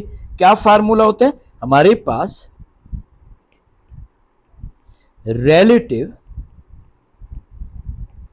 इस फार्मूले को रट्टा लगा ले, लाजमी लाजमी, M+1 multiply by 100 divided bye relative abundance of M multiply by 1। अब सिर्फ और सिर्फ एग्जामिनर ने यहाँ पे बजाय रिलेटिव अबेंडेंस की हाइट दे दी है, तो आप यहाँ पे कहते हो 0.77 which is m+1 multiply by 100 divided bye आपके पास आ गया 14 मल्टीप्लाई बाय 1.1। आप इसे सॉल्व करोगे, your answer will be 5। Mean इस कंपाउंड में 5 कार्बन एटम है।